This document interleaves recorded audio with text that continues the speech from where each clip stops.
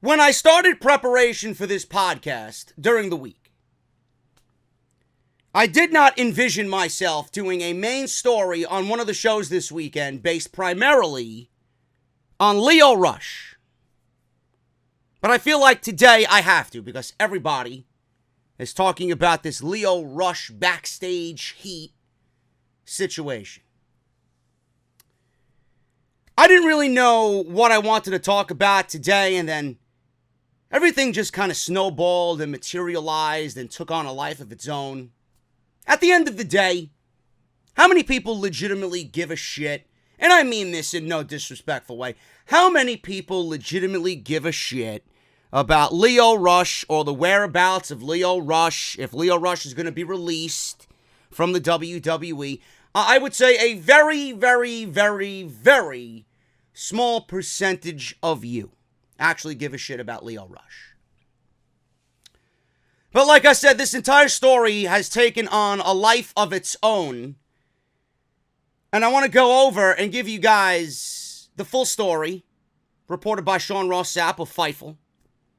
And then give you my opinion on everything that's being reported as far as him thinking it's a racial thing and the hazing or the Freshman Friday-like situation that Lio Rush is encountering on the main roster, being told to get the performers water and to carry their bags, and Mark Henry going on and on and on about giving back to the veterans of the locker room. We're going to talk about all that, but let me start at the very top.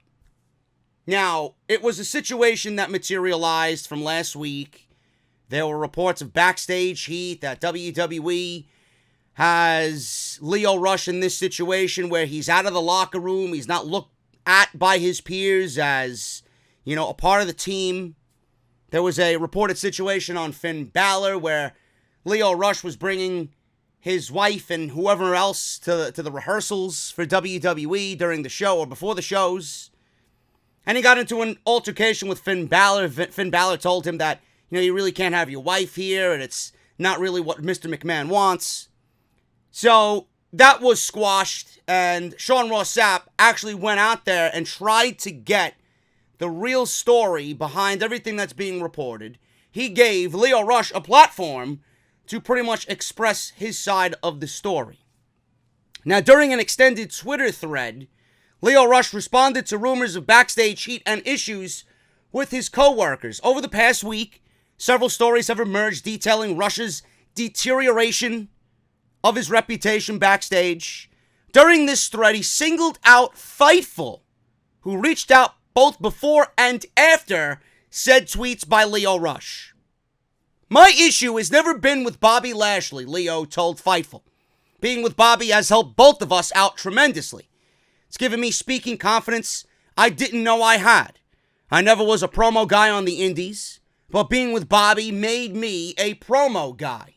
My issue isn't with my on-screen role. My issue is the fact that I haven't been on meet and greets with Bobby, haven't been getting paid for merchandise for us that has my catchphrases on them. I have been sent to live shows and TV and forced to pay for my own rental for 5 days as well as hotel, while not making enough money to do so. Walking around broke in the biggest sports entertainment industry that there is while having 2 kids and a wife to support. End quote. Story from PW Insider has also been published this week stating that Rush refused to pay his dues, so to speak, by providing water to veterans on a European tour.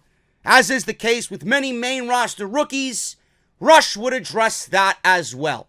He says this, and I quote, "It's not about race, and it has never been about race, but public perception is important to me. And when we have fans that travel all over the globe and watch us get off buses and into hotels and get out of rental cars, the look of a black kid carrying waters and bags for other wrestlers is just not a good look, especially when I'm trying to portray myself as a superstar as well." End quote. That is what Rush told Fightful.com and Sean Ross Sapp. Now, on Saturday, Fightful revealed that there was a situation that garnered heat on Rush involving Finn Balor. Several Fightful sources stated that Balor let Lio Rush know that Mr. McMahon and other management would probably look down on Rush's wife sitting in on rehearsals. Rush would somewhat deny that report and instead blame someone else. He says this, and I quote, "Me and Finn are cool, and my wife has never been an issue. There is someone who works for WWE who has hated me since the day I worked for Ring of Honor, and now that they work for WWE, they're leaking false information to get me released. At a certain point, I have to defend myself, so that's what I decided to do. At the end of the day, we're all human. We're all grown-ass adults. The kind of shit that flies backstage is ridiculous, and I'm surprised more people aren't speaking up." End quote.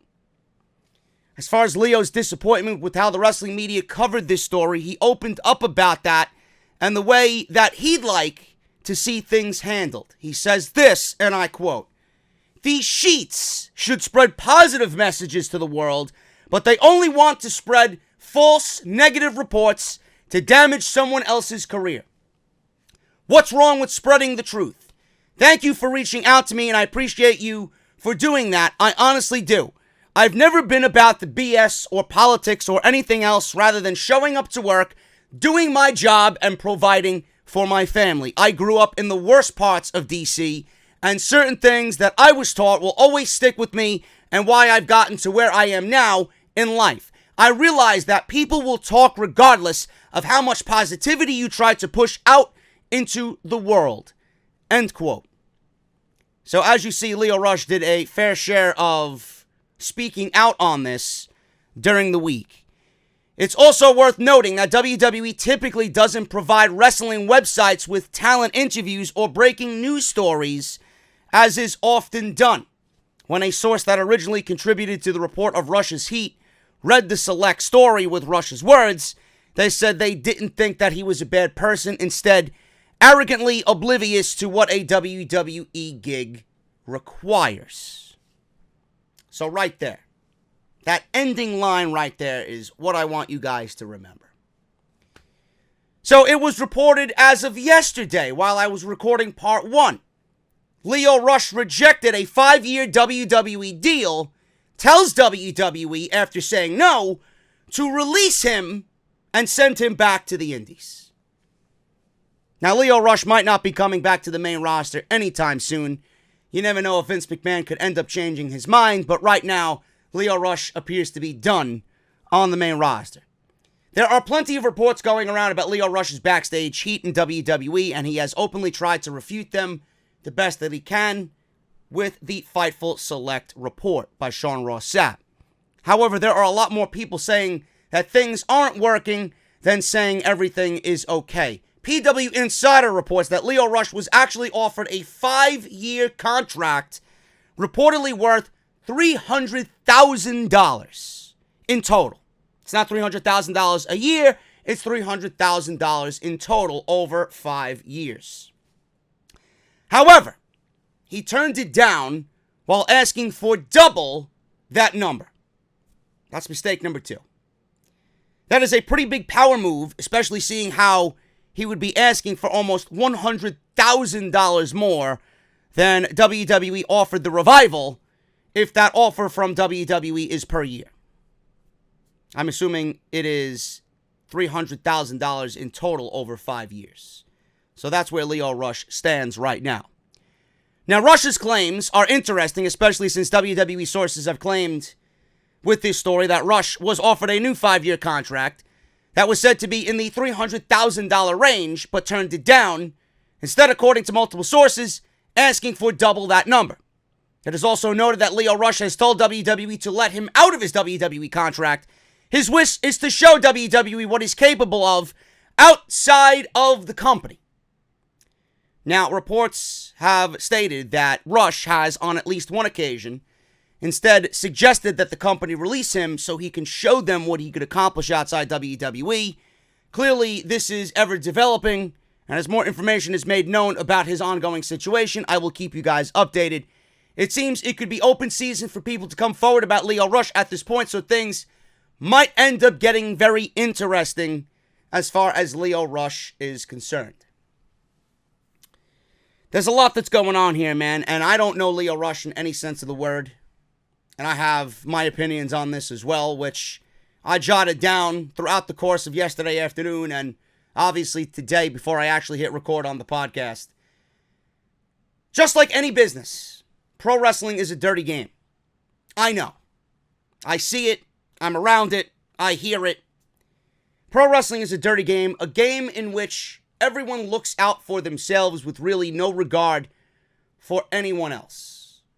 Is it that wrong for Lio Rush to be looking out for himself in this situation when it comes to pay, when it comes to merchandise with his catchphrases and likeness on it, not being reimbursed for that? Is it really out there?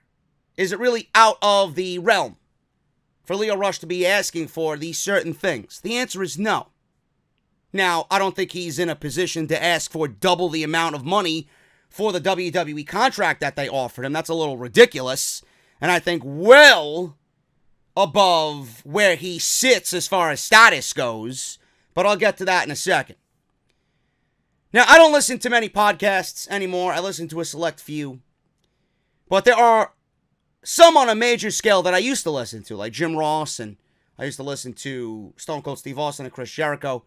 When I was working at the jewelry shop, setting up the store in the hour that I had to drink my coffee and listen to my podcasts in complete silence, I listened to a rotation of podcasts from JR, Jericho, Austin, and one thing that stuck out, from all these listens, the one thing that stuck out to me is from Jim Ross. I remember him expressing from time to time that when you are ready to leave the business, the amount of friends that will remain with you after you are retired and gone, you can count them on one hand. For someone who dedicates his life to this business, at the end of the road, when all you have is one hand worth of close personal friends you can call on and depend on, in my eyes, that's pretty depressing. It's very depressing. Now, to some, that's all you might need as far as friendships go. I know I am someone who'd rather have a very small group of close friends than be the popular guy who's got social media likes and social media followers and is affiliated with everyone. Oh, I know of him. Oh, I know of that guy. I'd rather have a small, close-knit group of friends than be affiliated with several different people and considers many of these people he knows as simply acquaintances. The Lio Rush story that has done nothing but escalate in the last week is one that has varying opinions. I don't know Lio Rush from a fucking hole in the wall. I don't know him as a person. I do know him as a performer. I've called matches that he's been a part of in House of Glory. I've seen him work on the indies. And that's the extent of it. The man is ultra talented. You would be a fucking fool to look at Lio Rush and tell me that he's not a good professional wrestler. At 22, 23 years old, however old he is, the sky is the fucking limit. To put a ceiling on that man is downright fucking sinful in any wrestling promotion, any landscape whatsoever. No matter what you think of him, to put a ceiling on that man's potential is a downright crime. Talent that many people have not had the pleasure of seeing. He's young, gifted, all the potential in the world to be someone special in this business. And you know what? He believes it more than anybody. And that's the type of player I want on my team. If you don't believe in yourself, who the fuck's going to believe in you? Now, there's a certain way to go about that, which I'll get to in a second. But there's nothing wrong with knowing that you're damn good at what you fucking do. Just don't be an overbearing prick about it. Now, that much is known about Lio Rush. I've heard from people in the industry that I know of about his attitude, that he is disrespectful. But the word of someone in the wrestling business being truthful is a rarity. Now, I heard from people that I know that when Lio Rush first came into the WWE on 205 Live, that the gimmick that he was portraying was actually stolen from someone else. I'm not going to name names, but at that instance, I was listening to this story, and I pieced the shit together. I was told about it before it actually made television, and then I obviously pieced the things together, and I realized who he took this gimmick from. So at that point, I wasn't really high on Lio Rush to begin with. But shit is said about people most of the time, no matter in the wrestling business or in real life. Shit is said about people simply because they don't like you as a person and want to see you in the wrong or in a bad place to further their agenda. It's being done on the WWE roster as far as Sasha Banks goes. I know this for a fucking fact. I know that's the shit that happens in the WWE locker room. Shit that does never happen somehow gets reported to the dirt sheets to make said person look bad. Just because of jealousy, just because they're taking up a roster spot that they feel is threatened. Their spot on the roster is threatened. Whatever the case may be. Whatever the case may be.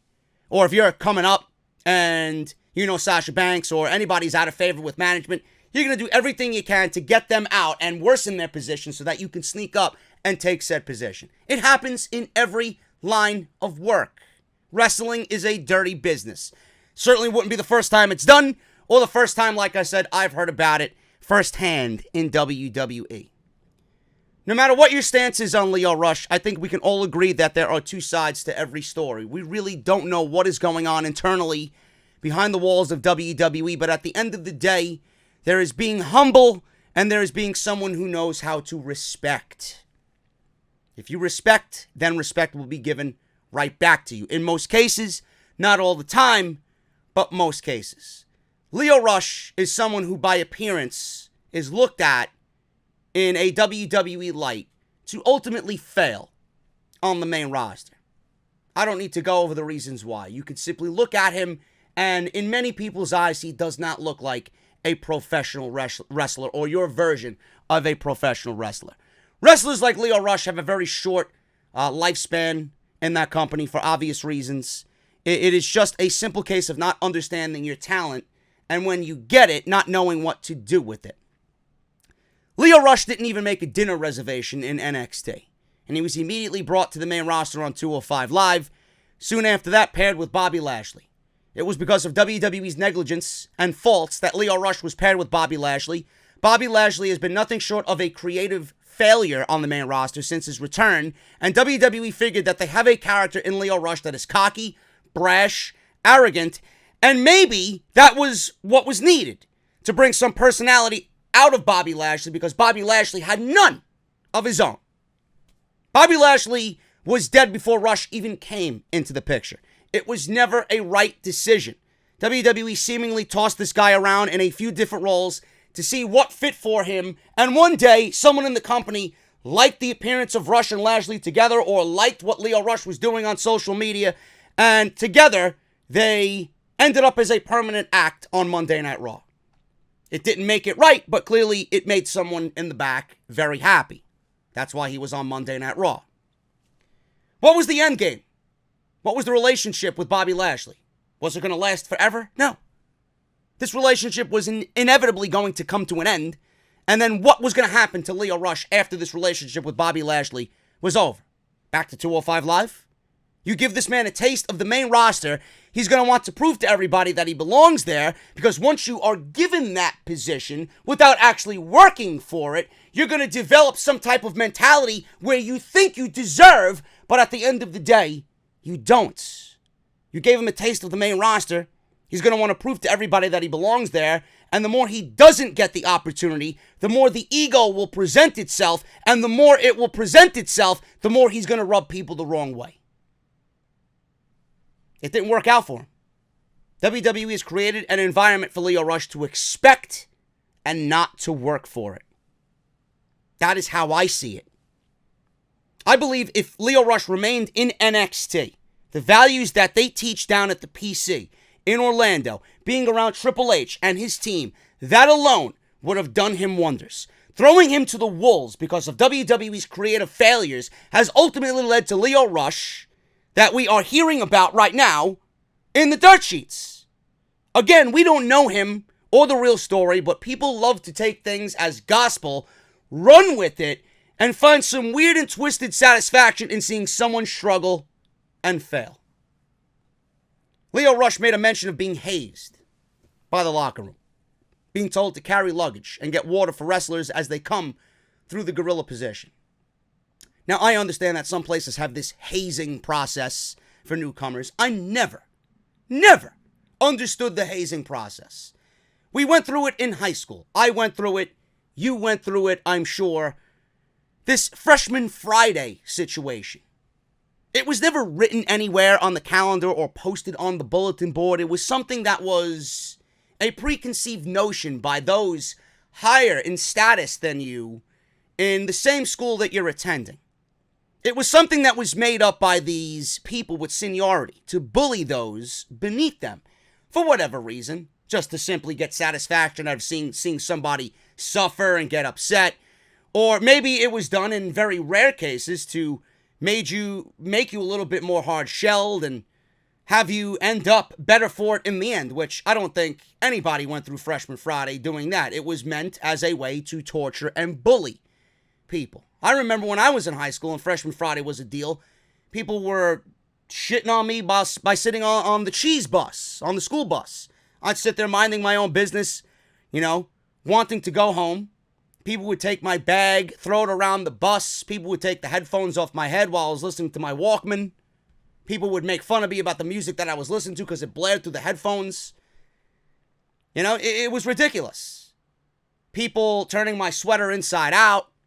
Wedgies. Having your locker emptied out when you come back from fucking class to see all your books on the floor. It was bullshit. It was absolutely bullshit. People cutting in lines. People with seniority cutting in line from, at lunchtime, waiting on line to get fucking a tray of slop. Cutting in line because they're seniority. It was ridiculous. It's Freshman Friday deal. I never understood it. It was meant to bully those beneath them. And something that when I read, quite frankly, didn't sit well with me as it pertains to Lio Rush. I actually understand his point of view on that. He is his own man with his own brand, traveling on the same roads and going to the same venues as all his other colleagues. How does it look to see a vastly undersized black man heading into the arena, carrying not only bags and equipment, but the bags and equipment for everyone else? He's got to carry his own bags and then bags for everyone else? You never hear about this shit in NXT, ever. They work as a team. Nobody is carrying Adam Cole's bag to the ring or to the arena. Nobody's carrying the Velveteen Dream's bag to the arena. Every single superstar in NXT sets up and takes apart that ring every single night, every single TV taping, every single takeover. Why do you think that is? It's to ingrain them in the mentality of teamwork. If one leg falls off the fucking centipede, the centipede ain't going far. Or if one wheel falls off the fucking vehicle, you ain't going anywhere. WWE and NXT has everybody operating under a well-oiled fucking mentality. Teamwork is key. You respect everybody else, they respect you. You all work together. Everybody works together. You achieve the same goal together. You strive together. You celebrate happiness and success together. You're not better than anybody else. Everybody in NXT does everything together. This is why I don't think NXT ever should have let Lio Rush go to the main roster. Because everyone is fucking equal. Everyone is equal. The mentality of those in charge of WWE's main roster is absolutely disgusting. It's filthy, and everyone involved should be ashamed of themselves. Lio Rush was being told to get water and carry bags simply because there is no order or respect on the main roster. It starts from the top, and if people up top don't care, it's eventually going to find its way down to the main roster and into the locker room. I'm not in any way comparing Ronda Rousey or Lio Rush. You could even use a Casey Catanzaro who has never been in a professional wrestling ring at all. You don't hear stories of Casey Catanzaro being told to get water and carry someone's bags in the women's locker room. You didn't hear Ronda Rousey never stepping foot in a fucking pro wrestling ring before 2018. Was she ever hazed? I don't understand this hazing. Was Ronda Rousey ever told to go get water and carry Charlotte Flair's bags? Mustafa Ali, Cedric Alexander, undersized guys that just got called up to the main roster. Did they ever get asked to carry bags and get water for talent? Do you have any stories from those guys about this situation? Hazing is one thing, but getting water for someone else is not hazing. Carrying someone's bags is not hazing. This is a multi-million-dollar company. I am sure there is a water bin in Gorilla, nice and cold, somewhere after the match that wrestlers could go to have a nice cold beverage. Now, I'm not saying Lio Rush is right, because he's not. And I'm sure that he has everything to do with him being cocky, conceited, disrespectful, and arrogant amongst his veteran peers. And in turn, Lio Rush being all those things, they made his life a living hell because he came in with this conceited attitude. It doesn't make it right, but they felt like, well, he's going to come in here, they're going to make his life a living hell, and the veterans look at it in a way in which, if they think Lio Rush is acting like he's better than they are, this is the result. That's a decision he made and thought was right. He was wrong.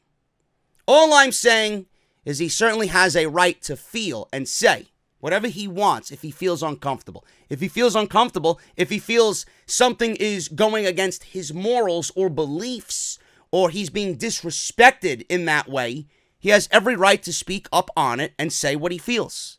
Again, we don't know if that respect was one-sided. Apparently, it seems like it was, and this is the reason for all this hazing and Freshman Friday mentality. We don't know if that respect was one-sided, but if you feel you are being treated wrong in any situation, you have every right to speak up about it. There are other ways to pay dues. You pay your dues by working your ass off. You pay your dues by being humble, staying in your lane, and showing respect. Calculate how many of these individuals in the wrestling business that have paid their dues, how many of them have paid their dues and gotten anywhere because of being hazed or with the Freshman Friday mentality? I'm not sure, but I'm probably accurate in saying the number is incredibly low. You make it on the basis of if they like you or not. You make it on the basis of you doing your job and you doing what they ask and you being respectful of your peers and you being humble and not conceited, not coming off in a way in which you are better than everyone else. Everyone else is striving for the same thing. You're not better than wrestler A, wrestler B, wrestler C. You're all in this together. You should be making everybody better. I'm not sure about any of this, but I'm sure that when WWE looks at you, they know whether they like you or not. They know if they can make money off you or not. Lio Rush probably knew this was not going to get him anywhere. He spoke up about it. At the end of the day, it's his choice to make. You really can't fault him or not. He felt he was being disrespected, and he felt like his morals were being challenged. He has every right to speak up. It's a free fucking country. Now, Mark Henry. Mark Henry recently spoke about this situation on Busted Open Radio, and he expressed that he tried to talk to Lio Rush and that Lio Rush lied directly to his face. He mentioned that it was basically not a racial issue, that it was an ego issue. Yes, it's all about ego. This is nothing more than someone very young and somewhat still immature having a massive ego that clearly rubbed everybody the wrong way. Lio Rush should have looked at this as, man, I am fucking lucky. It's like he didn't know what was going on. He didn't know what he was walking into. Lio Rush was the first man on 205 Live to be pulled from 205 Live and to be put on the main roster. Something that we as fans had ingrained in our head was never going to happen based off the size of everybody on 205 Live and this perception of, oh, well, they'll never last on the main roster. Now we have Mustafa Ali and Buddy Murphy and Cedric Alexander all on Monday Night Raw and SmackDown Live, respectively. Lio Rush was the first man on 205 Live to be pulled from 205 Live to be put on the main roster. That in itself should be looked at as, well, man, I'm fucking lucky. I set the trend here. So I don't know why he didn't look at it in that perspective. He should be considering himself very lucky in the chaotic landscape that is WWE right now, that they even thought about doing that with anybody, let alone him. It's an ego issue.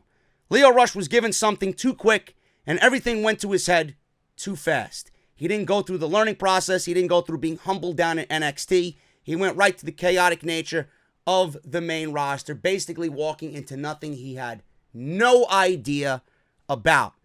Mark Henry said this, and I quote, "I pulled him aside the last time I saw him and told him I'm hearing stuff in the locker room. What's wrong? The reply I got was, nothing is wrong. It was a blatant lie to my face. I let him know that if he has a question, right now is the time to do that.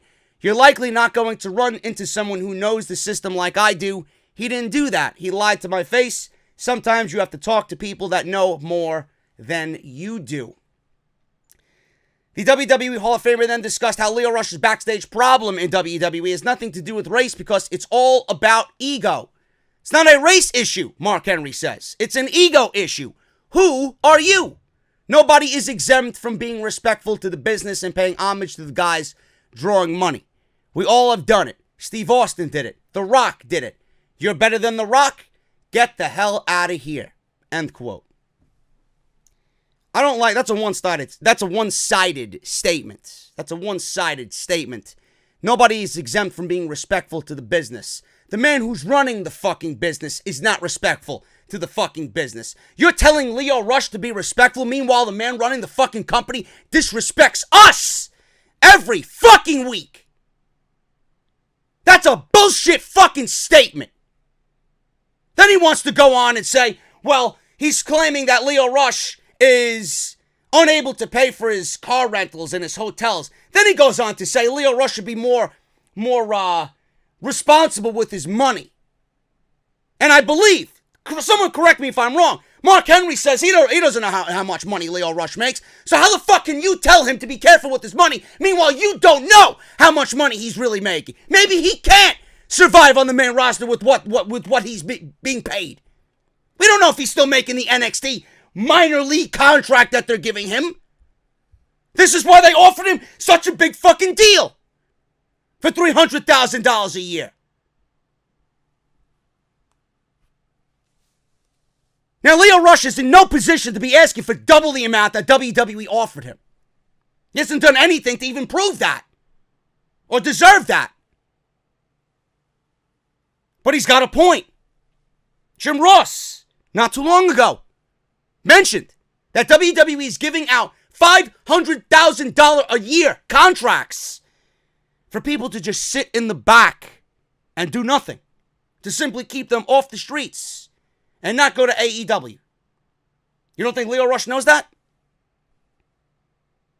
Why wouldn't Lio Rush take a chance and ask for more money, knowing that people are worse off than him, making more money in the back? Meanwhile, this guy's on TV. He's mixed in with Bobby Lashley, who's making Lio Rush look bad. At this point, Lashley did more harm to Rush.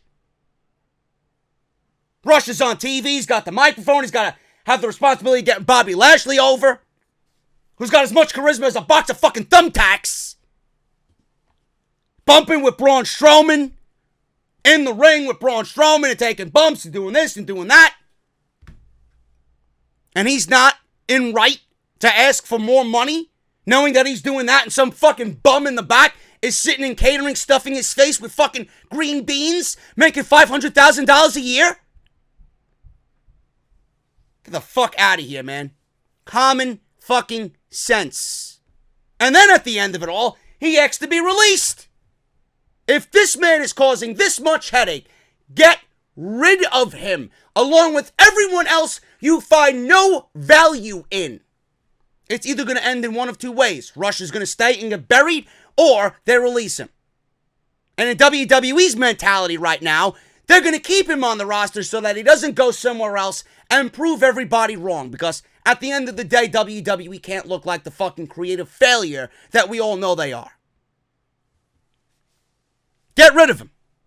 Get rid of Luke Harper. Get rid of everybody else that you don't find value in. You're giving out fucking contracts to keep them off of the street so they don't go to Jacksonville. You're keeping people on the fucking roster and you're adding time to their fucking contracts because they were out with injury for one reason and one reason only.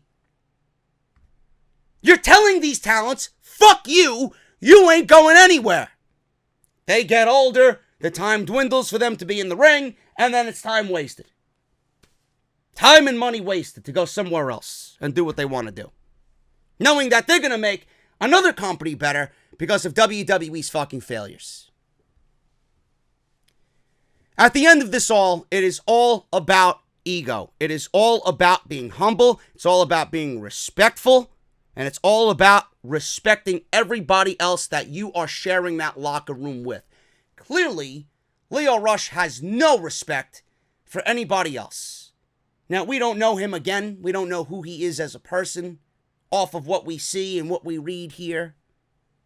But at the end of the day, if Lio Rush went about this in a completely different way, I guarantee you everybody's perception of Lio Rush would be much different. You know, Lio Rush has a huge fan in Danielle Fishel, Topanga, from Boy Meets World. Boy Wheats World. I haven't had any breakfast, man. I should go have my fucking Wheaties. Lio Rush has a connect in Danielle Fishel, Topanga, of Boy Meets World. I think Lio Rush should hit up Danielle Fishel and get the cell phone number of Mr. Feeney. Mr. Feeney used to give out great advice to Mr. Hunter and Mr. Corey Matthews. I think Lio Rush needs to sit down with Mr. Feeney and really be taught a lesson in what to do. And a respect lesson. And a lesson in being humble. That's exactly what he needs to do, because apparently he was his own worst enemy. And now he might find himself without a job, and WWE, they're not going to really give a shit anyway. The bridge might be burning at an all-time fucking rate with Lio Rush, and he might not even ever come back to the WWE if they let him go. But I know for a fact after this, Lio Rush might be off television. He is probably going to be one of those guys that is kept on the roster just to be kept away from everybody else.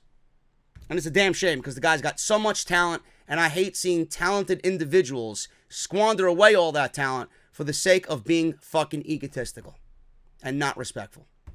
This could have all been avoided. WWE is not completely innocent in this situation. Everybody in the locker room is not innocent. It's just the way of the fucking WWE. It's the mentality that they've bred backstage. WWE's not right. Lio Rush is not right. It's a mixture of everybody's fault. WWE is not in the right here either. They're wrong. They're just as wrong as Lio Rush is. Those are my thoughts on this entire Lio Rush situation. And I wish it would have ended up better. Lio Rush got promoted or demoted, however you want to look at it, way too fucking soon. And I honestly think Lio Rush, at that young age, should still be in NXT, learning everything he needs to learn before they put him in the fucking pool of Jaws on the main roster. This is Off the Script, episode 272. This is part number 2. We got a lot more to go over. Don't go anywhere. I got news on Brock Lesnar and a ton of Money in the Bank situations coming up right here on part 2 of Off the Script. Don't go anywhere. We'll hit the introduction. I'll be right back.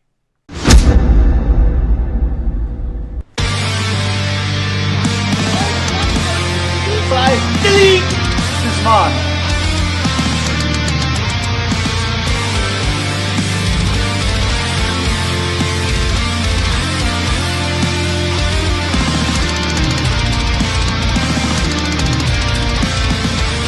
Alive with people still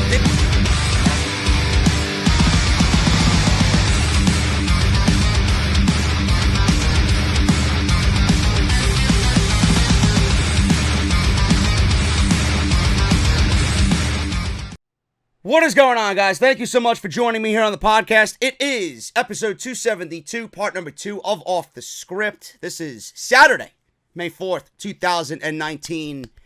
WWE fucking over EC3 and Luke Harper.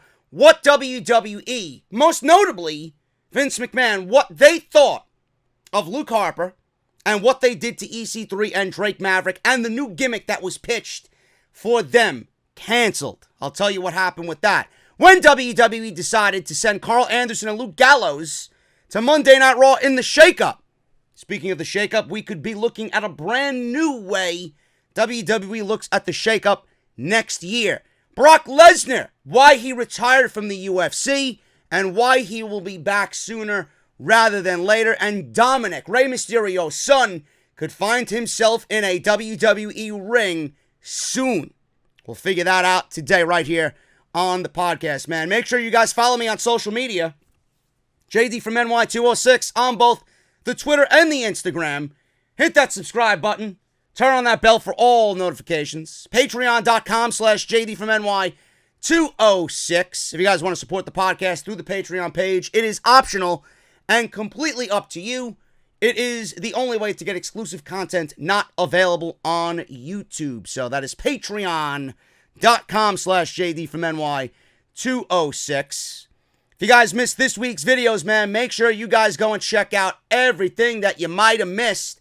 Starting with Raw, AJ Styles and Seth Rollins. Now, the ratings were down terribly for Monday Night Raw. Says a lot about what WWE is doing with their shows and their main event talent. So we go over that. AJ Styles implied that he's got a certain group of friends that has his back at Money in the Bank. SmackDown Live was no better. The big dog, Roman Reigns, fucking things up on SmackDown Live as always. So he was on SmackDown Live. Ratings for SmackDown were the lowest they've been since the 2016 draft. We go over that, as well as Kevin Owens and Kofi Kingston. Kushida makes his debut on NXT. We talk about that on Wednesday. Goldberg wants a piece of that sweet Saudi money. Off the script extra, as well as Jon Moxley returning to the Indies. Dean Ambrose is dead. Jon Moxley is reborn. I give you my complete breakdown of the Jon Moxley trailer. Everything you need, including yesterday's Off the Script, talking about the real reason why Goldberg signed with the WWE. I'll give you one clue. They're based in Jacksonville, Florida, and Cody is running the company. That's the reason why.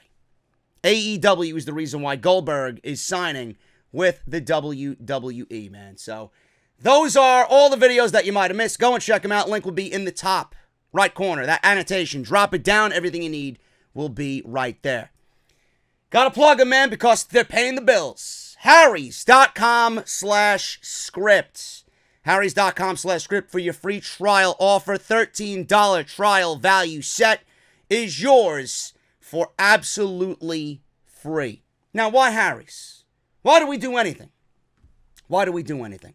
Why is WWE so shitty with their creative decisions? I don't know. At least Harry's gives you a good reason as to why you should be using their product. Join the 10 million that have used Harry's products and claim your offer today by using our unique link, harrys.com/script. Why Harry's? Well, Harry's founders were tired of paying for razors that were overpriced, overdesigned. They knew a great shave did not come from gimmicks like vibrating heads and flex balls or handles that look like spaceships. These are tactics that the leading brands have used to raise prices for decades. They fixed all that by combining a simple, clean design with quality, durable blades at a fair price. Harry's actually bought a world-class blade factory in Germany that's been making quality blades for 95 years, and they've received over 20,000 five-star reviews on Trustpilot and Google alone. Harry's replacement cartridges are just $2 each. That's half the price of a Gillette Fusion Pro Shield, and all Harry's blades come with a 100% quality guarantee. If you don't love your shave, let them know, and they will give you a full refund. Well, JD, what am I getting? Well, listen, this is what you're getting. You're getting a razor handle. Choice of color is yours. Navy blue, evergreen, or the orange. I got all three. Why the hell not? 5-blade razor with a lubricating strip and a trimmer blade. Rich lathering shave gel and a travel blade cover if you're a man on the go, if you're a man of business and need to travel for work, or if you're a regular goon like me who likes your stuff to look nice on the bathroom sink, looking all nice when company comes over. Oh, you're using Harry's products. I use them too. You got a nice little setup over here. It looks good either way, man, with the travel blade cover. Listeners of my show can redeem their trial set by going to harrys.com/script. Make sure you go to harrys.com/script, redeem your offer, and let them know that I sent you to help support Off the Script. I want to start off by talking about the EC3, Drake Maverick, Luke Harper situation. Because believe it or not, EC3 and Drake Maverick, they are actually a part of the final straw that broke the camel's back for Luke Harper asking for his release. Everybody is tied into the same story one way or the other. It is absolutely ridiculous. Ridiculous. Vince McMahon is absolutely out of his fucking mind. Now, there were reports a couple of weeks ago that EC3 was on Main Event or Superstars or one of these fucking dumbass shows that WWE's got on the network that nobody watches. He comes out, he gets promoted to the main roster from NXT to compete on Superstars and Main Event. Man, I can't fucking wait to come to work. So he's out there, and there were reports from people in attendance that he came out with a mouthpiece in the form of Drake Maverick, the 205 Live general manager. You know, Drake Maverick that was placed with AOPP? That should have never been? Because they had Paul Ellering? Remember that? I do. WWE fucked everything up from the very beginning with everybody. And it's still continuing. So he's got Drake Maverick.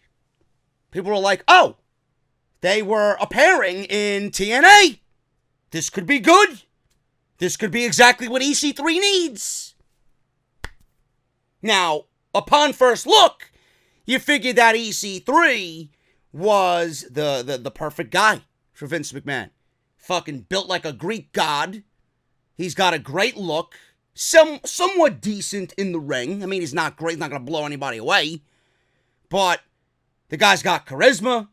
The guy's got a microphone presence. You figure this guy's checking up, you know, on all the boxes that Vince McMahon has on his, well, is he going to make it or not? Is he going to be a guy that's going to make me money? He's checking off all those boxes for Vince McMahon. No question. So then when you read that the guy's being buried on the main roster, it makes you scratch your head and ask yourself, what the fuck is going on? There's only one reason why EC3 is being buried on the main roster. It's because of what he did to leave WWE, to go to TNA, make himself a world champion, come on back thinking he can make himself a superstar off of WWE's radar. Now he wants back in and thinks he's going to find the same level of success he found in TNA. Whoa, listen here, Derek Bateman. You ain't coming back here thinking you're going to be a world champion or any type of champion under my watch. Buried. If you don't think that is the case, if you don't think that is the exact reason, you are an absolute fucking fool. The guy is being punished because he sought opportunity somewhere else, comes back thinking that, oh, look, I built myself a nice little thing over here. Let me go back home and try myself at the big leagues again. What big leagues? They demoted you right upon first sight, man. You ain't even in the fucking minor leagues. You're the fucking water boy who's being fucking tackled by the rest of the fucking team, a.k.a. Adam Sandler. But in this case, you ain't joining the fucking team. You're going to be a water boy. Forever. Vince McMahon hated an angle pitched for EC3 and Drake Maverick. Wrestling Observer Newsletter noted that EC3 and Drake Maverick were paired up for a trial run with a bunch of manager spots in the match. I didn't watch it. I don't care. This was also the reason why Harper was brought in for the show to use in this trial environment. However, when Vince McMahon saw what they did, he absolutely hated it. Harper was basically used as the opponent to test out the EC3 and Maverick pairing as wrestler/manager. The agents set up a bunch of manager spots in the match. Vince then said that he hated the manager spots. He watched it, and he fucking hated every single thing that they did in that match. EC3 will continue to do whatever the WWE writes for him. However, it doesn't appear he will be getting the best spots on the card from this point on unless he is removed from everything WWE related, meaning released or future endeavored, so he could go back down to Florida and instead of working in Orlando, work in Jacksonville. This is fucking ridiculous. It only gets better from here, folks. We all know that EC3 is dead. dead on arrival. You might as well pair him with No Way Jose. And yes, he's still employed. Believe it or not, he is still employed.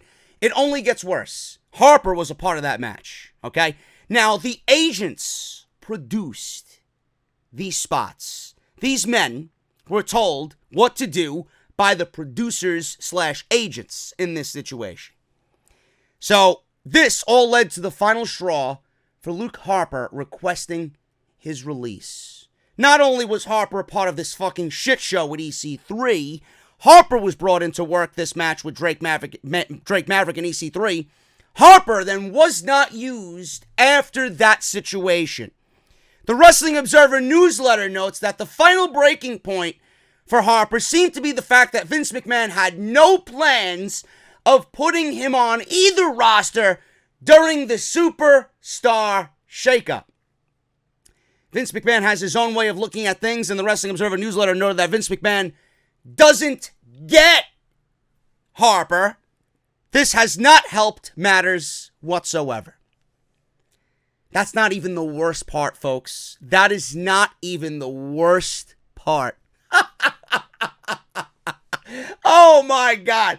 The creative meeting the day of the draft, when it was asked about which brand Harper would be on, Vince said about Harper, the guy can't even do a southern accent, said the match with EC3 was so bad that they didn't want to put him on either brand, Raw or SmackDown. And then that's when Luke Harper said, you know what?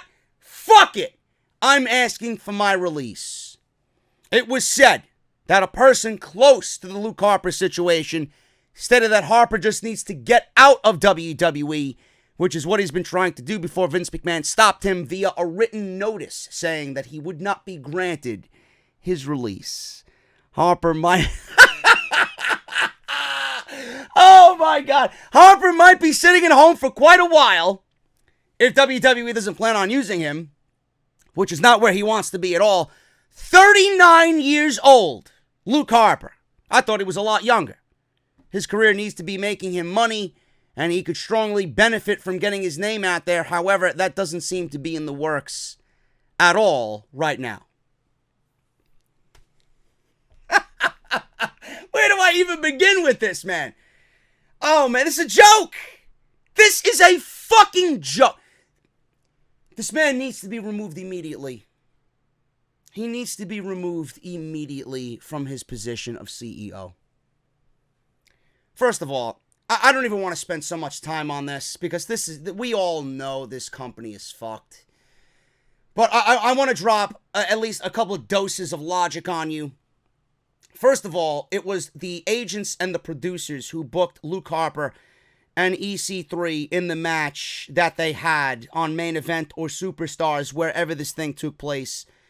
So to outwardly blame Luke Harper and EC3 for what they did in the match when it was directly coming from the agents and producers, and it was the agents and producers who pitched this new gimmick for EC3, how could you blame Luke Harper and EC3 for doing exactly what they were told? I don't get it. If anything, you should blame the fucking producers and agents who booked him in this fucking shit. Now, with the other fact, Vince McMahon doesn't get Luke Harper. Excuse me, old man. You're not in a position to get anything. You don't get anything at all. You don't get the fucking members you got on the roster. You don't get the fucking fans that watch your product. You don't know what's happening in the wrestling world around you. You are not in a position to get anybody. It's our job to get Luke Harper. It's your job to fucking create. I hate hearing shit like this. How dare you? How dare you say you don't get Luke Harper? It's your job to fucking create for Luke Harper and everybody like Luke Harper. It's our job to fucking tell you that you're doing it right. It's our job to fucking invest in Luke Harper. You are not in a position to get anything. Fucking ridiculous. No wonder the fucking guy asked for his release. Then you want to disrespect him because he can't do a southern accent? Yeah, let me go have Luke Harper go study Big Boss Man fucking tapes. Or Hillbilly Jim tapes. Yeah, this is exactly what we need. Do you expect him to go watch Big Boss Man from Cobb County, Southern Georgia? Next thing you're gonna have Luke Harper fucking re-envision the Big Boss Man, come out with a fucking nightstick. You gotta be out of your fucking mind. Out of your mind. How you have nothing for Luke Harper? When the stories came out, when the Bludgeon Brothers came out, that Luke Harper and Eric Rowan were directly answering to Vince McMahon that the Bludgeon Brothers were a Vince McMahon gimmick. Now, all of a sudden, you don't get Luke Harper? Luke Harper is the same now as when he was in the program with Randy Orton and Bray Wyatt for the WWE Championship. Did you get him then? Clearly you must have, because he was in fucking title contention. Now, all of a sudden, you don't get him because he can't do a southern fucking accent? Are you fucking kidding me? He ain't in the Wyatt family anymore. The guy's from upstate New York. You expect him to do a fucking southern accent? You fucking kidding me? This man needs help. This man needs help. I really don't understand the logic of this man. Then you want to know why the guy asked for his fucking release. There were plans for him and Sami Zayn to feud, for Sami Zayn's first real feud with this new gimmick. Canceled. Why? Now you're going to have Luke Harper sit at home and collect a paycheck? I don't know what business likes paying somebody for not fucking working on their dime. That would be me working at the jewelry shop saying, peace out, guys. I'm going home. You got to pay me anyway. As if I'm still fucking sitting at home and clocked in at the same time.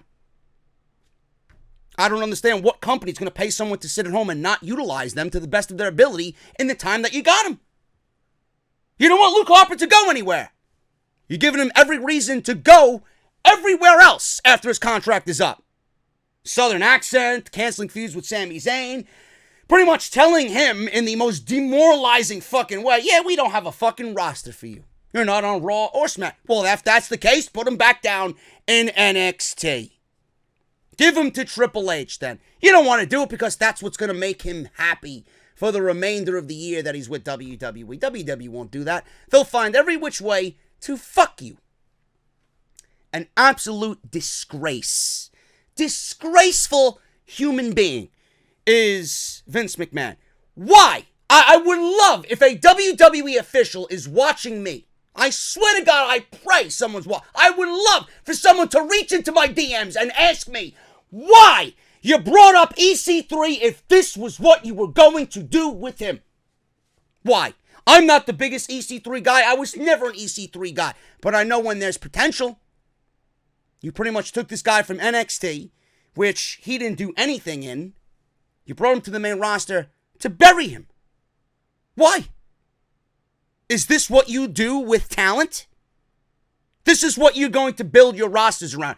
Then you want to know why people are not watching the show. Then you want to know why ratings are in the fucking tank. Then you want to know why backstage morale is down. Then you want to know why people are asking for their release. Sooner or later, sooner rather than later, EC3 is going to be the next in line to go publicly and ask for his release. As long as he doesn't get hurt, he won't have any time tacked on to his existing contract. But you know he's looking at his fucking watch. Man, I can't wait to get the fuck out of here. This is the last time I'm stepping foot in WWE. This is round 2. There will not be a round 3. Absolutely ridiculous. WWE is one of the most crooked fucking companies I have ever seen, run by a fucking sadistic, senile, old fuck who doesn't know what to do with anything. Make your money. I pray to the fucking gods that when the XFL comes out, this man is giving control more so to Triple H than anybody else. There is no fucking way that this man's going to be able to run the XFL and the WWE at the same time. There's no way. There's no way. I pray that Triple H takes over. There's no way that this shit could be worse than it is now with Triple H in charge. I refuse to believe that, no matter what you think of Triple H. Vince McMahon has got he doesn't get Luke. Vince McMahon doesn't get anything. He doesn't get anything. You think this is the worst? Wait till you hear this next story. Again, it's Vince McMahon's job to create, not to get. Leave that to us. You want to know how fucking out of sync Vince McMahon is? Well, listen to this. The Superstar Shakeup. The Superstar Shakeup could be doing a complete overhaul next year. Brian Alvarez on Wrestling Observer Live said that he was told by one person in the WWE. Now, he even said he doesn't know if this is 100% true. I don't know how this could be true unless you live in a fucking box inside a cave and you're secluded from everything that is outside life.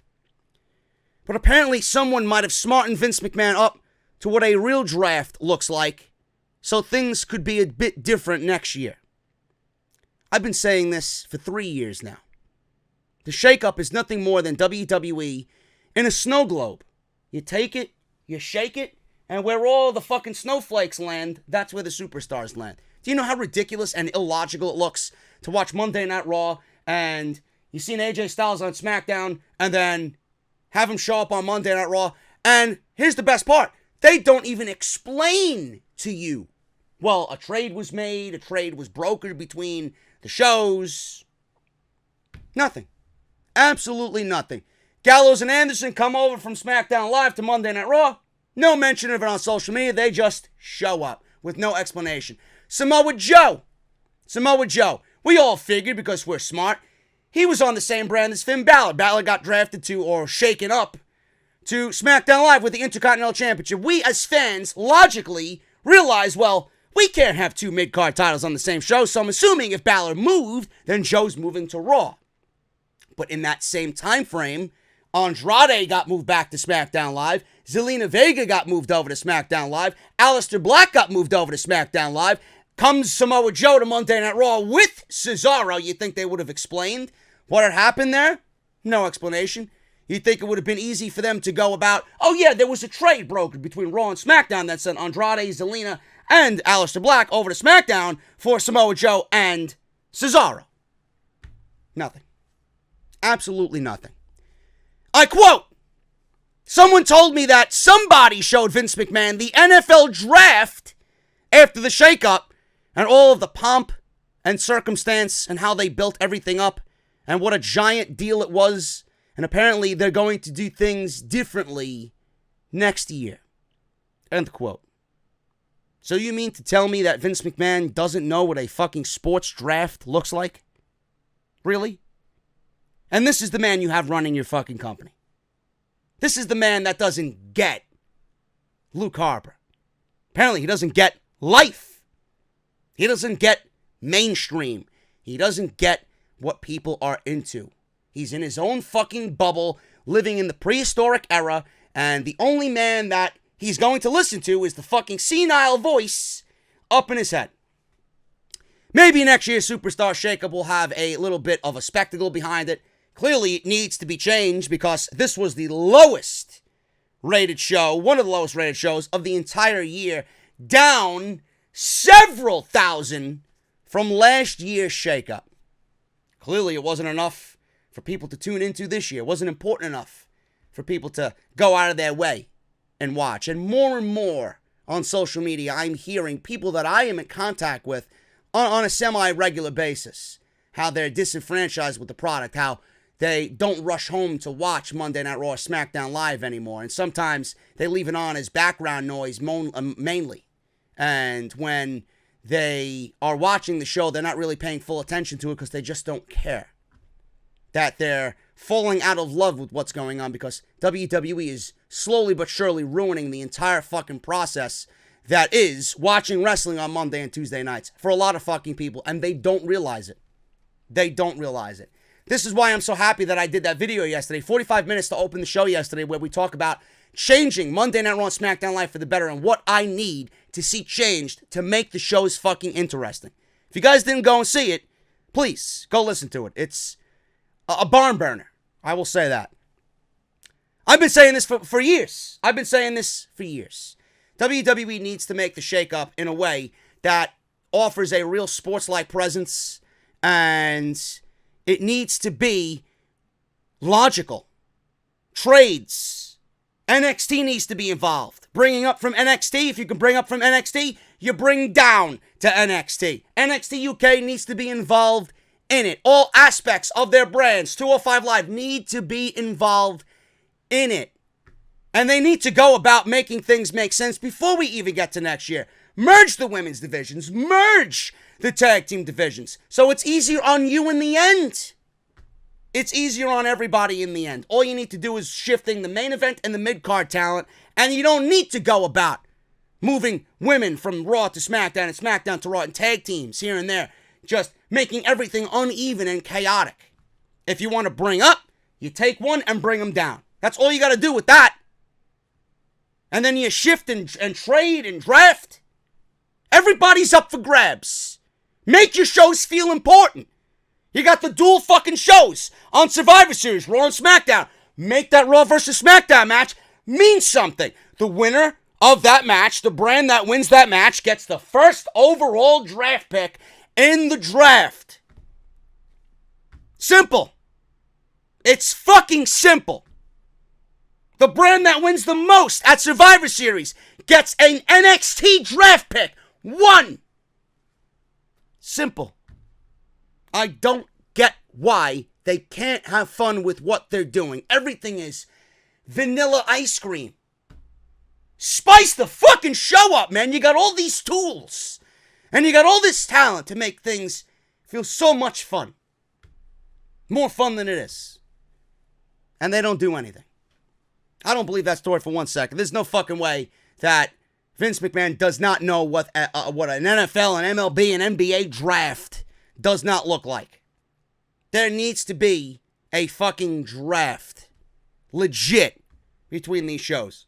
If you want the brand split to be instituted the way it is, there are ways to go about it to make it easier, like I mentioned. I've been saying this for fucking years. Do what I say, things will be better. Believe me, I mentioned it in the show yesterday. Do it. But the fact that Vince McMahon doesn't know what a fucking draft is, I don't believe that for 1 second. Moving on here, man. Brock Lesnar. Real reason why Brock Lesnar retired from the MMA and the UFC revealed. Now, for seemingly endless amounts of time, we have had to sit through the Brock Lesnar era. Felt like it was forever. So, Lesnar threatens to leave WWE to fight in the UFC. Lesnar says he's definitely going back to the UFC. WWE freaks out. WWE then offers Lesnar a gigantic contract extension. Lesnar stays in the WWE, and it's the same fucking shit every 3 years. Now, however, shortly before his 42nd birthday, Brock Lesnar has officially retired from the MMA. One would assume this would break the cycle of the Lesnar story. Now, the real reason why Lesnar would make this decision, considering he stands to continue to make millions upon millions upon millions on the easier, much lighter, shorter schedule that Vince McMahon, I'm sure, is going to give him, has been revealed. Now, Dave Meltzer is reporting that the big man, Brock Lesnar, was just too expensive for Dana White and the UFC. He says, and I quote, Lesnar had a certain price he wanted guaranteed to do the Cormier fight. UFC, which with its ESPN deal, where the pay-per-view money is guaranteed, didn't meet the offer. Lesnar had a certain price he wanted that was worth it to him to go through the hard training camp at 42 and then get in the cage with an all-time great fighter and athlete in Cormier. Plus, WWE has continued to offer Lesnar strong deals for limited dates on a Lesnar schedule. Pro wrestling is far safer and offers considerably more longevity. Yeah, of course, when you're Brock Lesnar, do nothing but fucking German suplexes every match. There really isn't that much more for Lesnar to do as far as championships and or dream matches left in the company. The only one, really, is Matt Riddle. Maybe a Keith Lee. I'd like to see those two get together, too. Guys like that, but there really isn't much. The list is dwindling down to nothing. Considering the frankly absurd amount of money Lesnar is earning from his limited WWE schedule, there's no doubt having to do the rigorous training and physical toll of partaking in a UFC fight. Obviously, Lesnar would want to have all of that compensated for in the end. And according to Meltzer, UFC just couldn't match the price. So now Lesnar seems to be headed back to WWE for lots more Universal Championship title reigns. I would not be surprised if WWE puts the title back on fucking Brock Lesnar, because in WWE's sick and demented mind, they feel like Brock Lesnar is some sort of ratings grab. That with Brock Lesnar, the ratings are somehow going to fucking get back to where they used to be. Or people are going to watch the show more that Brock Lesnar is champion. In fact, that's going to fucking be worse for the WWE in the end. Now, this comes off the Saudi Arabian show, which was quietly revealed. Brock Lesnar has been confirmed alongside Goldberg and The Undertaker. Randy Orton actually tweeted out, and he was probably semi-serious about it too. There goes another $2 million, bringing Bill Goldberg in. So if they're paying Goldberg $2 million, which I would not be surprised if that is the actual number, what the fuck are they giving Brock Lesnar? Easy money. Same thing with The Undertaker. So it won't be before long before we see Brock Lesnar dominate someone and continue to bury most of Monday Night Raw. Now, WWE reportedly is expecting Brock Lesnar to be back sooner rather than later. Brad Shepard reports that Brock Lesnar has worked something out with Vince for a much better deal than he had before. I don't know what the fuck they're giving this guy now. This is despite McMahon obviously knowing that UFC is no longer an option, and the thinking is that they need Lesnar back much sooner than later to help with this ratings crisis. This is not the answer. This is not the answer. Brock Lesnar is not the fucking answer to your ratings crisis. You fucking idiots. This is actually a bad thing for ratings. Nobody cares about Brock Lesnar. You might fucking care about Brock Lesnar because you are ingrained in the WWE way of thinking. Brock Lesnar is not a ratings draw anymore. He's not drawing ratings. Nobody's watching Lesnar on pay-per-view for WWE. Nobody. It's not translating into subscriptions for the network. It's actually doing more harm than good. You're doing more harm to Raw by keeping the title on him when he's not there, because you failed to do everything else to build up everything else underneath him. According to a source in WWE, Brock Lesnar worked something out with Vince for a better deal than he previously had, believed to be related to dates and or money. I'm sure it's money. With ratings tanking, Brock Lesnar is expected to return sooner rather than later. From the sounds of it, WWE is enlisting in Brock Lesnar's services once again to help them bring in attention, and I don't think that's the way to go about it. Now, I do agree. This isn't really major news. I mean, Lesnar's all about the money. Lesnar wants to go through training. He's got to go through the USADA pool. He's got to do everything that he needs to do to make this match with Cormier special. This could be Daniel Cormier's last match, and it's for the UFC title. If he's coming back to fight Cormier in a UFC title match, obviously he wants to be compensated for the rigorous training that he's got to go into to get ready for this match. This is no fucking joke. And on top of that, the USADA pool, Lesnar's got to amp up the training more so than he ever has to be ready for one of the best fighters in the fucking world. So I don't blame him at all. If UFC didn't find value in the match, they weren't going to pay Lesnar. Lesnar's going to be able to make his money either way with WWE. Now, with UFC out of contention to be leverage for Brock Lesnar, Lesnar can certainly use AEW as leverage. Lesnar could certainly use Cody and the Bucks and Tony Khan and All Elite Wrestling as leverage now, you know? But as far as UFC goes, he's 42 years old. How much more could he possibly give to the UFC and be successful at it? It was one of those things in which Lesnar was never going to be a mainstay in the UFC. It's something that he wanted to conquer. He wanted to climb that mountain. He wanted to prove that he could be a dual sport athlete and be successful at it and be one of the best ever to do it. UFC champion, WWE champion, Universal champion. The guy's done it all. There's only one Brock Lesnar. There will never be another Brock Lesnar. So the fact that he did it is more of a conquering type mentality. I wanted to do this. I'm going to train for it. I did it. I don't really need to do it again. I'm just doing it now simply for the money. I'm doing it because I'd love to have another chance at redemption because I never got that opportunity after the diverticulitis. I could see that being the main focus and the main reason why Brock Lesnar would push himself to do this type of thing. It's all about redemption for him. He doesn't need the money. It's all about him not wanting to look like a failure. It's all about him wanting to go in there and say, you know what, I didn't get a fair shot at it because I couldn't do it. Now I'm completely healthy. I'm in the best shape of my life. I want to give my all and try and do it again. And if I don't, I always have the WWE to fall back on. Now Brock Lesnar doesn't have the leverage of the UFC. Now Brock Lesnar has the leverage of AEW.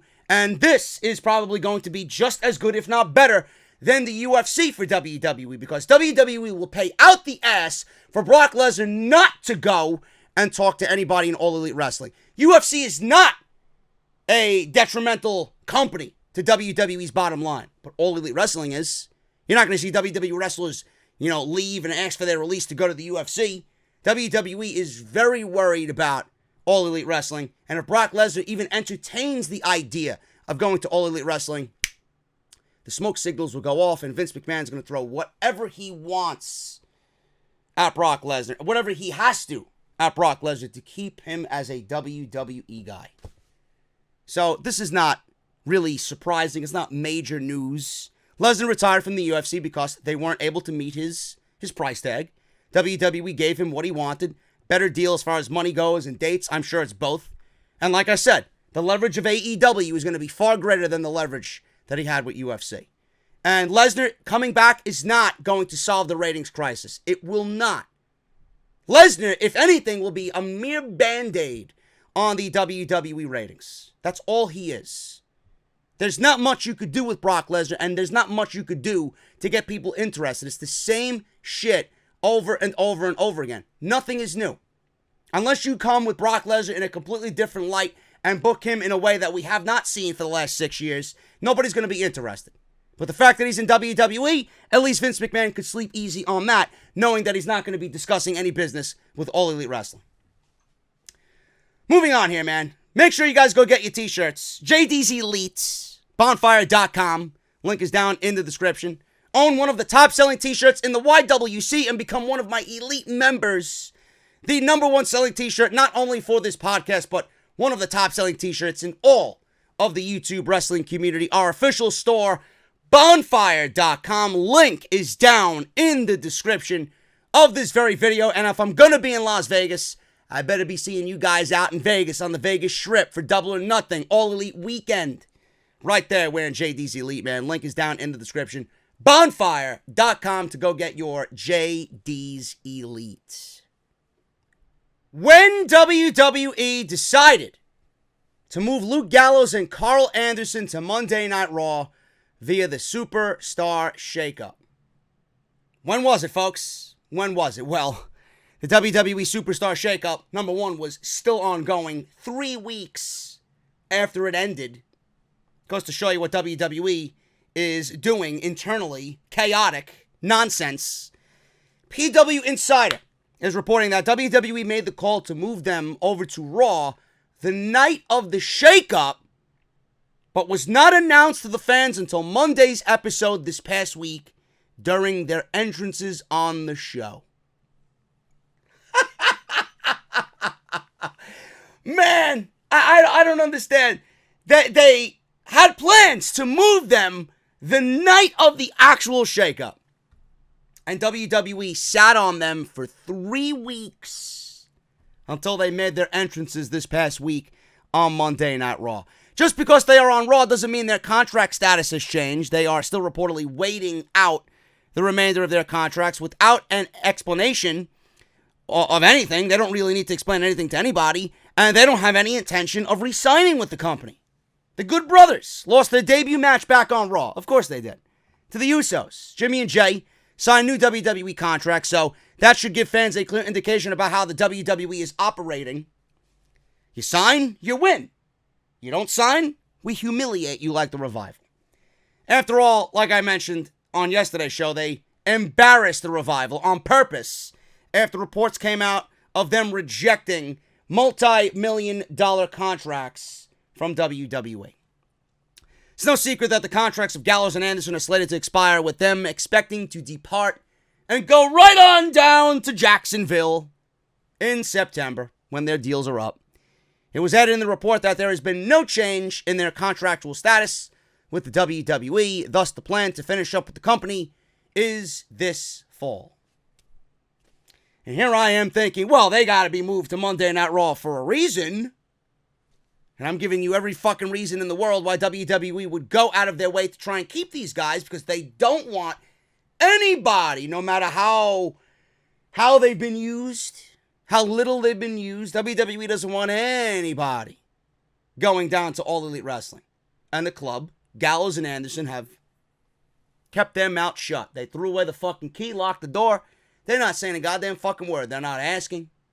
They're not asking for anything. They're playing the game the same way Dean Ambrose is playing their game. They're going to let their contracts ride out. In fact, it would probably be best if Gallows and Anderson stay off the road completely, which WWE took them off of.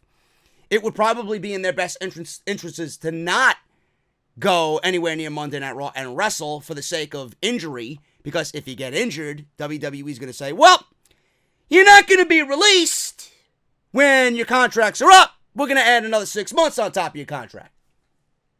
So having them not used is probably for the better for both Gallows and Anderson.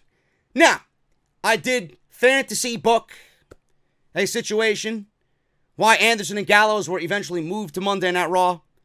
I assume that they were moved to Monday Night Raw as a last-ditch effort to maybe make them happy and say, whoa, look at us now. 2 years removed, 3 years removed, and you guys really haven't done anything. Now we're ready to use you because, AEW is about to get started up down there in Jacksonville. How about we get the club together? How about we reform the Bullet Club in WWE? This comes after the Shield obviously is no more. Moxley's now on the Indies. Reigns is on SmackDown. Rollins is all by himself on Monday Night Raw. Now you want to entertain the Bullet Club. I doubt that's going to be the reason. I would be floored if that is the actual reason, and we do see that at Money in the Bank, but I did pitch the idea of WWE needing a major heel on Monday Night Raw, and that could be in the form of AJ Styles, because they don't have anybody else. Corbin and McIntyre are just not going to get the job done. Sami Zayn's not going to be challenging Seth Rollins for the Universal Championship. They need that major main event level heel, which they don't have right now on Raw, and AJ Styles could be that guy. So imagine that. WWE moving them over to Monday Night Raw for the sake of them hopefully staying, aligning him with AJ Styles in a heel-like fashion, and having the club reform on Monday Night Raw and doing what they should have did 3 years ago now, which would be rather sad. And the fact that WWE had every intention of moving them to Raw on the first night of the shakeup and they didn't get announced, and the way that they were announced on Raw, what does that say about WWE and how they value Gallows and Anderson? They don't. They don't. So be good, little brothers. Be good. Play the system. Keep your mouth shut. Don't say anything. WWE doesn't value you. You get back at them at the worst fucking way possible. Hey guys, you ready to sign right now? Nah, we're going to Tony, and we're going to meet with Cody. He's going to offer us double what you offer us, and we're going to be tag team champions. Peace out, bro. Peace out. Carl Anderson and Luke Gallows, last-ditch effort. They ain't staying. Their good is gone. They know it. I know it. You know it. Everybody knows it. It's only just another fucking instance in which talent is unhappy because of creative and WWE's negligence, and they want to go somewhere where they will be paid just as much as they're paid in WWE, but instead of being treated like garbage and undervalued, they're going to go somewhere where they know people who value them, and they're going to be treated like a legit fucking duo. Can't blame them for that. WWE has nobody to blame but themselves. The shakeup is actually viewed as an annoying pain within the company. Brad Shepard actually reported this on the Oh You Didn't Know podcast. A source within the company recently described the superstar shakeup as an annoying pain in the ass for everyone from the top all the way down, especially with them changing their minds on a couple of superstars at the last minute. This is quite interesting, especially since you consider the current climate backstage in WWE. Therefore, adding something like the superstar shakeup to the mix probably only complicates things further. Of course, it's a pain in the ass. WWE likes to keep all the plans from all the talent. In turn, the talent doesn't know where they got to go, where they got to be, what show they're going to be on, what the creative plans are.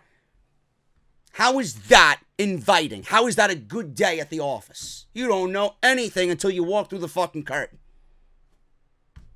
The shakeup is fucking annoying. As a fan, it's fucking annoying because it's illogical. I can imagine being a part of the shakeup and not knowing what city you got to be in, what show you're going to be on, what the plans are for the night. All because WWE wants to keep it away from the dirt sheets because they want to keep you interested and intrigued about which superstars are moving where. Meanwhile, you're fucking everybody else over by not letting anybody know where they got to be. The draft needs to be a thing yearly, and WWE needs to let everybody in and in the know about what's going on. I could see it being an annoying pain. It's not only a pain for the fucking performers, it's a pain for us to watch legitimately. WWE could have signed Rey Mysterio's son Dominic to a WWE contract. Rey Mysterio appeared on Raw, appeed. AOPP, appeed. Man, I'm tired. Long weekend. Rey Mysterio appeared on Raw this week with his son by his side. This just reminds us a lot of the WrestleMania program that Rey Mysterio was unable to really see out because of his ankle injury. Thank God it was not as serious as people were expecting it. That is the reason why his match against Samoa Joe was 1 minute, and Rey Mysterio's son did not partake in what was planned. Now, Mike Johnson said on PW Insider Elite Audio that he is a very confident individual to say that Rey Mysterio's son, Dominic, has agreed to some type of WWE deal. Dominic has been signed by WWE, he says, to a WWE deal because now he's showing up on a regular basis, so he must be signed to something. End quote. As Rey Mysterio and Samoa Joe's feud apparently carries on, we just might see whatever's planned for WrestleMania happened now at Money in the Bank. That is, of course, if WWE gets around to booking the match.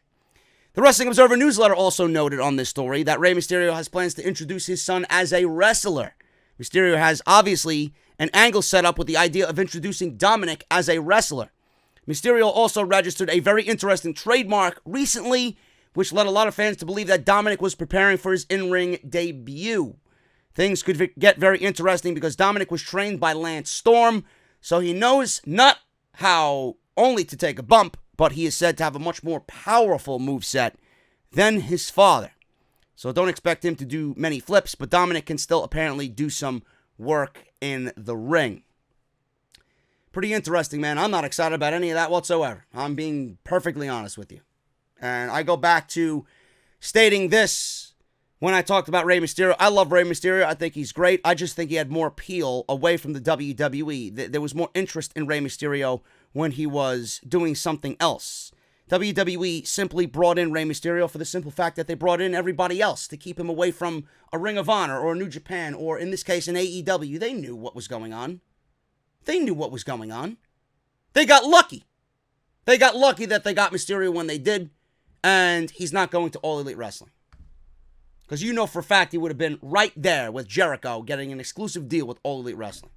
Mysterio is not special in the WWE. They've done nothing with him. They don't plan on doing anything with him. And if they do, a United States Championship is not really what I had envisioned for Rey Mysterio. You know? But Mysterio just doesn't have that special appeal in WWE. And it's not even his fault. It's WWE, and this is their mentality. Take, keep away from everybody else. They have everybody under lock and key, and they don't have any plans for them. When your mentality is to take something away from somebody else, and that's your only priority, the performer himself or herself is going to suffer. It's a shitty situation. Now, I expect Dominic to get involved because, this is obviously a clear progression of the storyline. I could see Samoa Joe choking him out. I could see Dominic getting physical with Samoa Joe. It could be a nice little back and forth. It could be something that could be like, oh shit, we didn't expect that. But I don't see this going anywhere else. In fact, the only one that I see having any type of bad come out of this is Samoa Joe. He's going to lose the fucking title. It's all going to result in Rey Mysterio winning the United States Championship, and then what happens from there? Who does Mysterio go on to wrestle? Who does Samoa Joe go on to wrestle? Where does Joe go? Instead of giving me the Braun Strowman versus Samoa Joe fresh matchup, WWE is recycling something that should have ended at WrestleMania and left Joe looking strong, moving on to somebody else. Natural progression of Joe beating Mysterio in 1 minute would have him move on to Braun Strowman. But WWE, clearly, we've seen it. Now, it's got to be 50-50, and Joe's got to take his loss, just like he's been accumulating losses every fucking week, take his loss to Rey Mysterio in the end and lose the United States Championship. I can't get behind that. Dominic or no Dominic. Who gives a shit? Boring and literally nothing special about Joe and Mysterio. Nothing special about Mysterio in general in WWE. And again, it's not even his fault. It's just the WWE way of making things cool, uncool. WWE makes several backstage hires for creative. WWE has hired, according to PW Insider, Michael James Nelson as a writer. He is best known for working on Betty White's prank show, Off the Rocker. He isn't the only writer from the comedy world that the company is hiring on. It's reported that Andrea Kael is also now a writer for WWE. She previously worked on True TV's Comedy Knockout. The company has also taken on Jules Rice and Stephanie Stevens. Rice previously worked for the Houston Sports Authority, and Stevens worked for a marketing campaign for Circus du Soleil. These two will be working on southeastern-based live events. So WWE, from what I'm reading here, is hiring people who have zero knowledge of the product and nothing to do with pro wrestling. And we all expect the ratings to go up. We all expect WWE to get better. Meanwhile, they're hiring comedy writers to write pro wrestling. I don't know what to tell you, folks. I mean, if the people in WWE think this is the solution, I think every one of those people that thinks this is the solution needs to be replaced and terminated. Hiring comedy writers, hiring people outside the business who have no business being in wrestling, who don't know the first thing about wrestling, is not the fucking answer. I swear to God, you're going to make me wish for a Jim Cornette and a fucking Vince Russo to be back in WWE. These are the fucking men, the mentalities that you need in WWE. I don't understand it. How are you going to hire Bruce Pritchard, who's got fucking decades of knowledge, and not use him for a creative role, but you want to hire Michael James Nelson, who worked on Betty White, Off the Rocker, for a WWE creative position? Why hire any creative anyway? Everybody's fucking ideas go right in the fucking toilet. Why hire creative when ultimately Vince McMahon's going to say yes or no? Vince McMahon's going to take what you wrote and do what he wants anyway. Guarantee you, Michael James Nelson and Andrea Kael are gone in less than 6 months. Hiring comedy writers for creative is not the fucking situation. It's not the plan. It's not the solution. It's not. Am I losing my fucking mind? I swear to God, I'm losing my fucking mind. This is the shit that's in the news. This is the news I have to relate to you, so you guys understand that WWE is fucked up. Speaking of fucked up, WWE has told all superstars to give up all social media passwords to the company. Mike Johnson reported on PW Insider Elite Audio that WWE's digital media department actually has all of the superstars' passwords for all their social media. They are not told to give them out to anyone else, but the company needs them to access their accounts just in case they have to send something out for storylines. Sure. Says, and I quote, I do believe that WWE has the right to control superstar Twitter accounts. When you sign, there are things in the contract that you are told to give your password over to the digital media department, and you are told not to give your password out to anyone else. So it's possible that anything that pops up there in terms of pushing storylines, those have been pushed by the digital media department, but they wouldn't have to fall under the TV PG, umbrella. End quote. Now, WWE superstars can be very vocal on social media. Oftentimes, their timelines look a little interesting, as they could be replying to a storyline that is brewing on social media, or they could troll a fan who's coming at them in a disrespectful way. But having WWE talents give up their passwords, I can't get behind that. That's like an invasion of privacy. WWE needs their Twitter accounts, IG and Twitter account passwords to push storylines. You fucking kidding me? I don't understand that. I honestly, and I could be wrong on this, I honestly think that it's WWE really hammering down the fucking, the bullshit in the company. They want to be in complete control, and they want to know what their superstars are talking about when WWE doesn't have all eyes on them. Who's conspiring to leave? Who's saying this? And, who wants to leave to AEW and who wants out? Conspiring to leave. How many months I got on my contract? This is why the WWE wants their Twitter accounts and their social media. This is invasion of privacy. You can't do that. I would never sign a contract stating that I have to give up my Twitter account to you. Like, I can't push storylines on my own. I'm in the back. I'm with the fucking locker room and the agents all day long. You can't tell me to tweet out something in regards to a fucking storyline. I need to give my shit over to the digital media department so they can do it and speak for me? That sounds ridiculous. I think it's more of a situation where they are worried, and they're worried that they're kind of losing control over everything. With all the people wanting releases from the company.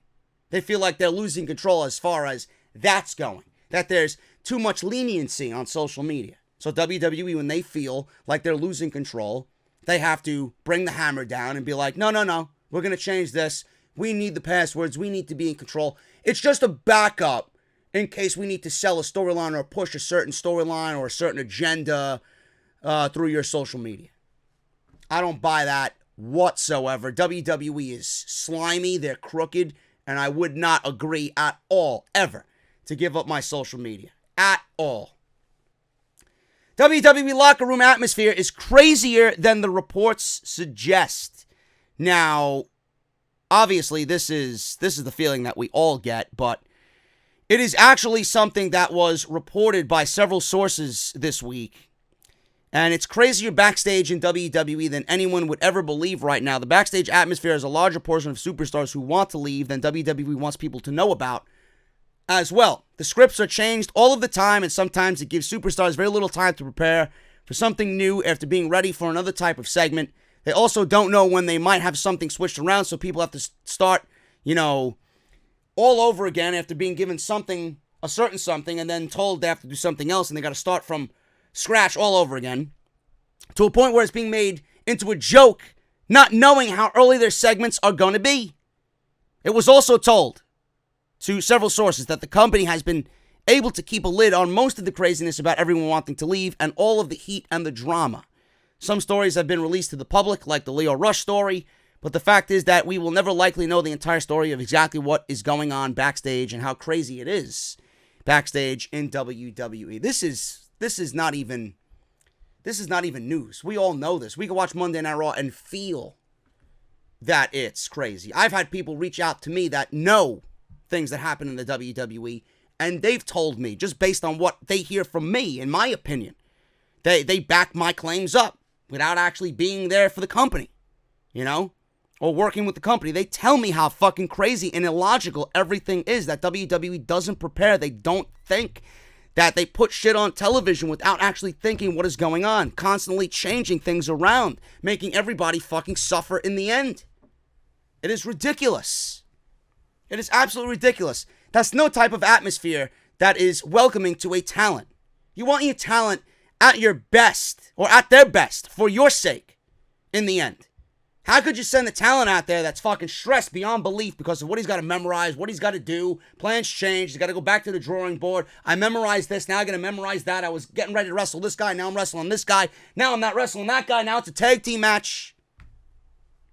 People going out there seemingly fucking not knowing what is going on, yet the news hit WWE.com and Twitter an hour before the show, yet they go out there not realizing what the fuck is going on, in case Seth Rollins going out there on Monday Night Raw with the 2 triple threat matches. Sounds like he came out there expecting to fight Brock Lesnar again for the Universal Championship. Little did he know that WWE.com, Twitter, and Michael Cole at the start of the show said there's going to be 2 triple threat matches. It came off as if Seth Rollins didn't even realize there was going to be 2 triple threat matches with the mention of Brock Lesnar to Triple H on Monday Night Raw. Not the type of environment I want to work in, man. I don't know about you. And all that adds up. You don't think that's frustrating everybody to a point of where they want to go and how soon they want to be out? Come on. They can only take that shit for so long. You're supposed to come to work and enjoy yourself. You're supposed to come to work and have fun and entertain the fans and not be stressed. You want to come to work wanting to be there. These people coming to work fucking confused and fucked up, wanting to not be there, having dreams and hope and fucking looking at the clock when their contract's up so they could go to All Elite. Not good, man. Not good. Finally, this one's a doozy, and I'm not surprised by this whatsoever. WWE will not be firing superstars who purposely fail drug tests. I wonder why. Dave Meltzer said on the Wrestling Observer Radio that he knows of 2 superstars who tried to get fired this way. Man, the lengths that people are taking are unbelievable. Meltzer suggested that they don't even try because the company is wise to it. Apparently, they tried it and it didn't work. For what it's worth, now, marijuana, people like to have fun after a long day's work. It doesn't result in a strike. There is a fine called the weed tax. Fine is $2,500, the last that I heard. However, it's also possible to show a prescription for that now. Anyway. Now, Meltzer says this, and I quote, "I know of 2 people who have attempted to do this. One who actually strongly attempted that. One didn't attempt that. That's not the right word. I know one guy who was going to do that, and I suggested that it would be a waste of time because it won't work. And another guy who did that, and it was a waste of time, and it didn't work. 2 guys have come to me with a suggestion, and I told them that it wouldn't work. WWE's wise to it, and they're not going to fire you when they know that's your gimmick. So that's the deal. They're not going to fire you unless they want you to go," says Dave Meltzer. WWE wants to keep all their superstars around, and the wellness policy is something that they can use or not, depending on the situation. WWE obviously is in knee-deep full of shit. WWE superstars are trying to find ways out. That's how bad the company is. That's how bad the morale is when you want to go out there and purposely fail a fucking wellness test, a drug test, so that WWE fires you, so that you could get out and don't have to wait out your contract. This is the current state of WWE, folks. This is fucking pathetic. Have you ever heard of such nonsense? Who's in the wrong? If WWE did what they needed to do, they wouldn't be looking at fucking people purposely trying to fail their drug tests. They wouldn't have all this confusion back in the locker room on Monday Night Raw. They wouldn't have all these people just contemplating leaving and unhappy and just requesting their release online. WWE wouldn't have to be asking for their social media passwords and IG accounts to push storylines. Because how many storylines are pushed on social media? Not many. WWE is fucked up. This episode was one of those episodes of the podcast where you just got an inside glimpse as to what was reported this week about how fucked up WWE is. From the Lio Rush story, the hazing, and all the bullshit that came with that. He's in the wrong. They're in the wrong. WWE treating Luke Harper the way that they did. Treating EC3 and Drake Maverick the way that they did. How Vince McMahon didn't get Luke Harper. How Vince McMahon didn't know what a sports draft looks like. How people want to fail drug tests to get out of their WWE contracts. How WWE has treated Luke Gallows and Carl Anderson, announcing or having plans that they were going to move to Raw 3 weeks ago and didn't do it until this past week with no announcement until they made their entrance with no explanation. This is the WWE, folks. This was a episode of Off the Script that gave you an inside glimpse as to how fucked up this company is. And this is not even the tip of the iceberg. Unbelievable. I'm getting out of here. Thank you guys so very much. Tomorrow we got, if I'm back tomorrow, I got that fucking Impact show on Sunday night, which at this point I don't even know if I'm going to be a part of. Not my call, not my doing. It's not House of Glory's call. I'll give you one fucking guess whose call it is. He fucking sucks at commentating. Vince McMahon reportedly considering major change for Becky Lynch. WWE reportedly worried about Becky Lynch's momentum. WWE's reported plan for Becky Lynch. It's going to be a Becky Lynch episode, folks. Strap yourselves in. Reported plan for Becky Lynch at WrestleMania 36. Yeah, right. They don't even know what the fuck is going on Monday. Talking about WrestleMania 36. And spoilers for Money in the Bank, including a major change to the women's Money in the Bank ladder match. All that, plus so much more right here on Off the Script. Thank you guys so very much for all of your support, man.